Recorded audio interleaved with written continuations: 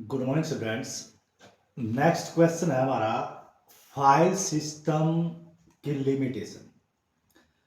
File system में जानकारी को स्टोर करने की कौन कौन सी लिमिटेशन है वो देखिए, वो पढ़ेंगे हम इसके बारे में। Difficult in excess.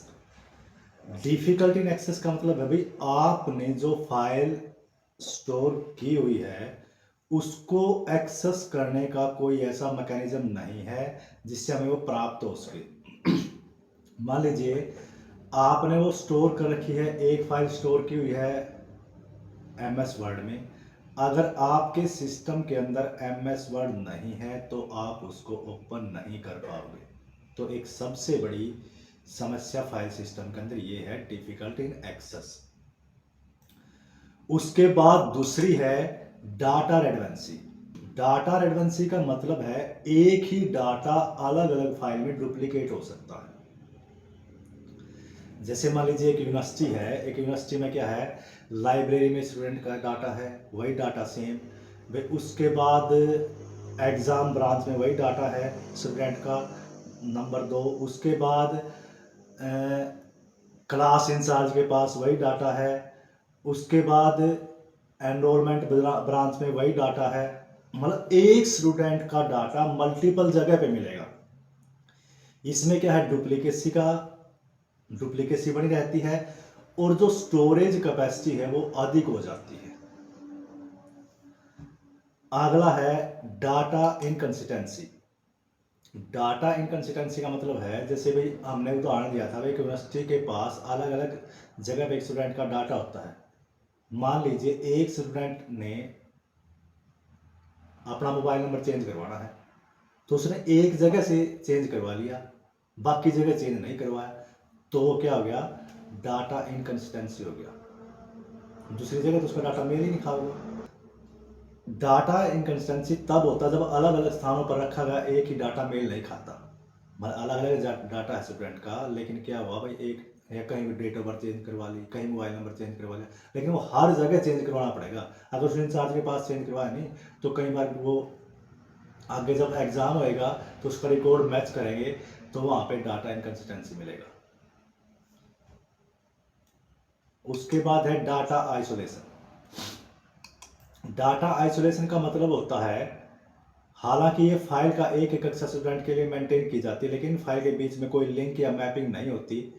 स्कूल को इन फाइल को एक्सेस करने के लिए अलग प्रोग्राम लिखना होगा, क्योंकि फाइल सिस्टम में डाटा मैपिंग समर्पित नहीं है। मान लीजिए किसी एग्जाम ब्रांच ने उसका नोटपैड में रिकॉर्ड बनाया हुआ है और भाई दूसरी ब्रांच ने उसका एक्सेल में बनाया हुआ है, तीसरी ब्रांच ने उसका वर्ड में बनाया हुआ है, तो आपस में मैपिंग है ही नहीं। Data dependence. डाटा को एक फाइल में विशिष्ट फॉर्मेट या स्ट्रक्चर के माध्यम से स्टोर किया जाता है। अगर अलग अलग फॉर्मेट होगा नहीं, कहीं वर्ड में बन रहा है, कहीं किसी में बन रहा है, तो आपने पूरा पूरा प्रोग्राम ही बदलना पड़ेगा। डाटा डिपेंडेंसी का मतलब क्या है, डाटा को एक फाइल के में विशिष्ट फॉर्मेट या स्ट्रक्चर के माध्यम से स्टोर किया जाता है। यदि डाटा स्ट्रक्चर या फॉर्मेट ही बदल दिया जाए तो उस फाइल को एक्सेस करने में सभी मौजूद एप्लीकेशन प्रोग्राम को बदलना होगा। नेक्स्ट है डाटाबेस से आप क्या समझते हैं।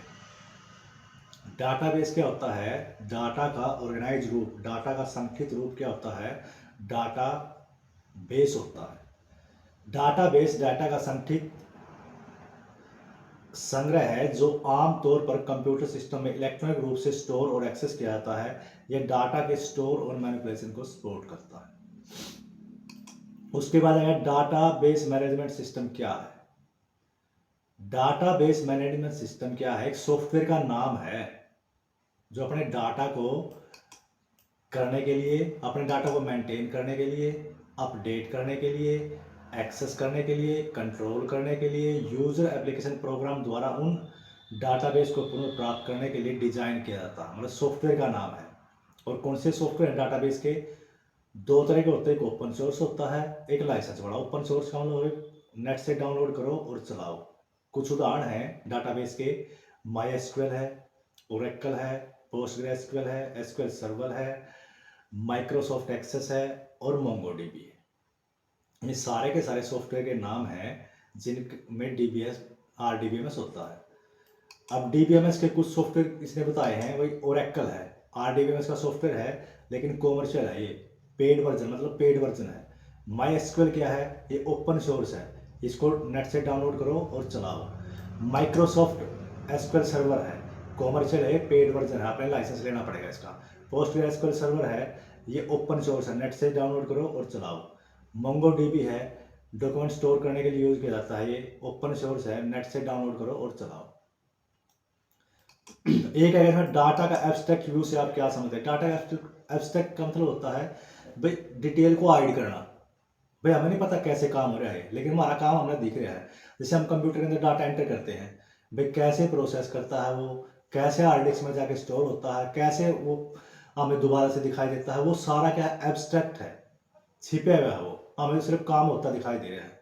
जैसे हम गाड़ी चला रहे हैं, गाड़ी का हमने गियर बदल दिया, वो कर दिया, लेकिन इंटरनल प्रोसेस कैसे गियर बदला है, कैसे क्लच काम कर रही है, उसका इंजन कैसे काम कर रहा है, इसका पता है हमें कोई जानकारी नहीं है।